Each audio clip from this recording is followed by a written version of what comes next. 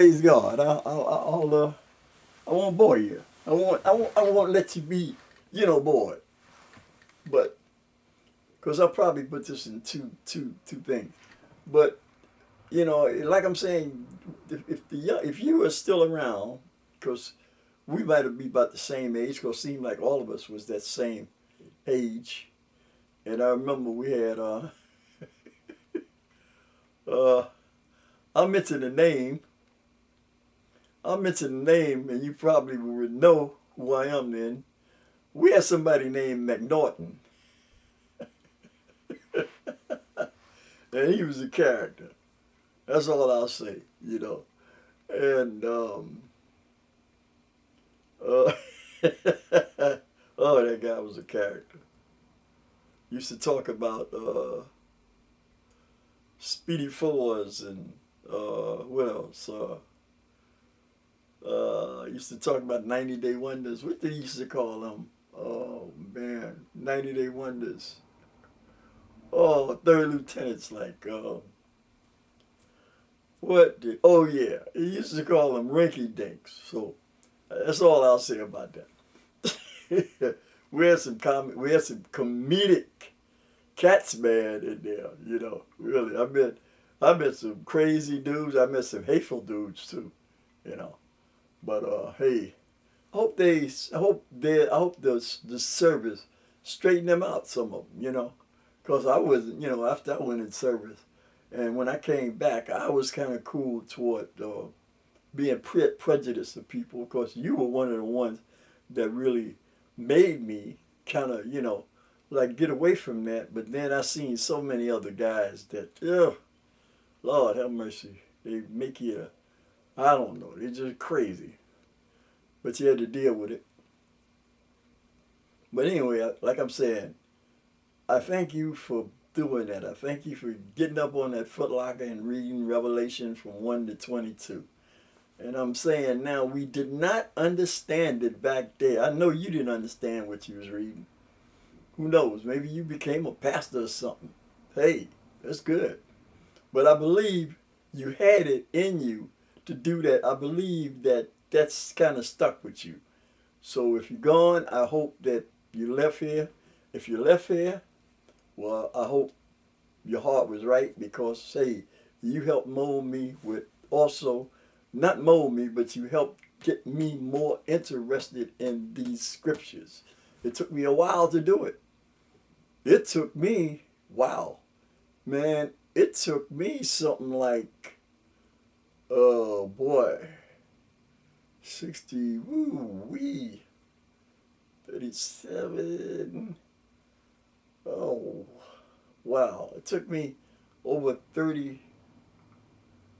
Uh, well, it took me a while. It took me a while to come to my senses from that time. I guess you would say it took me about 17 years or so from that day that you read that. It took me about 17 years for me to really come to the grasp of this, and that was one of the first books that I was given to read was Daniel and Revelation, and then I started reading from Genesis back to Revelation, and I did it a few times since I've been reading.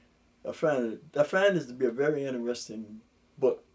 It's more than a book. It's really a guideline to it's a guideline to learn about God and the love of Him and His people, and just God's love overall, His mercy, His grace, His truth. That's what this book is about. But it's been maligned. It's been used to abuse people, and it's been used to uplift people. If he said if he be lifted up, and you can lift him up with this Bible, he said he'll draw all men to him. He said, I'll draw all men to me. So when he say men, he means women too. But I think at that time they were really wasn't just including the women just like that, or maybe who knows? They just did it in such a way. It was about men, and then the women's movement came along, and they started taking offense to anything that just said salesmen and postmen and anything that had a gender thing at the end, man, they took offense to it. But hey, what can I say? People, you're not gonna please everybody. But this book is something for everybody. Something for everybody. That's right. And I think I'm saying I thank you for getting me interested in it. And I hope, man, that if you're still around, man, I hope you're doing well. Okay? Because I had to give you that nod because, like I said, we talked about some things in the day room. We used to talk about things, that got pretty. We had some pretty decent conversations. And nice meeting you. Really was nice meeting you. Even I don't know your name and you probably don't know mine either. But it's okay because sometimes you meet people and for a reason and you don't know what reason you met them for. Maybe at that time you meet them, you don't know what reason you met them for.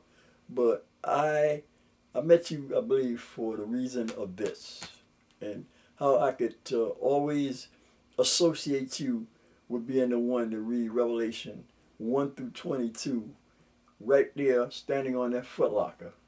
That's right. And like I'm saying, I was there until the very end. I know I was there until the very end of the book. Like I'm saying, I don't think I don't think it was too many other ones there, but I was there. Because everybody was, oh man, they was huddled around because it was omnibus. Those clouds were omnibus and you reading the Bible and everything and people thinking, man, this tornado gonna come and sweep the barrack up and take us all, I guess, send us all where we're going to glory or going wherever, going to the other place. So they was really intent on listening to you, and I stayed there and listened. And I'm saying I'm glad. Yeah.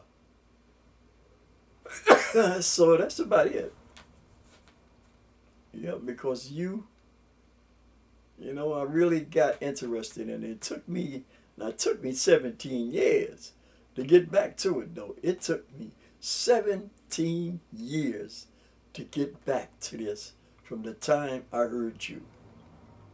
That's right, 17 years. Wow, that's a long time. That's what's the generation? 30 years. That's over half a gen. That's over half a generation. I think is it? I think yeah, half a generation. 30 years. Well, yeah, it's over half of 30 years. And well, I'm glad I did. I tell you that. But I had read it. I had read it before back. Uh, I guess you would say 8 to 10 years before I had read it, but I didn't understand nothing about Revelation back then. Nothing. No kind of. I couldn't put it all together at all. And even when you read it in that particular time, I couldn't understand it. But now we understand this thing because this Bible is jumping off the pages to let us know that we are in these times. We are in these times, man. We're in these times now. I hope you realize that, and I hope you understand that you read this, man, back in what? You read this back 40 years ago almost. But we're in them times now. We're in these times. And we got to remember that God has given us a time limit. See, God's minutes, our minutes are not God's minutes. Our seconds are not God's seconds. Our minutes are not God's minutes. Our hours are not God's minutes. Our days are not God's minute.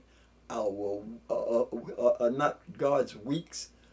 Our weeks are not God's weeks. Our days are not God's days.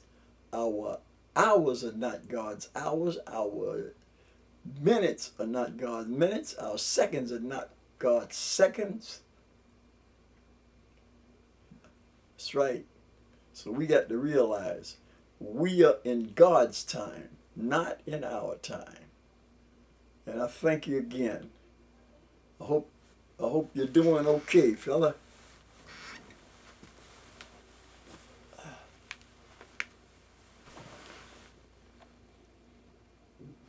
Okay, 10 minutes.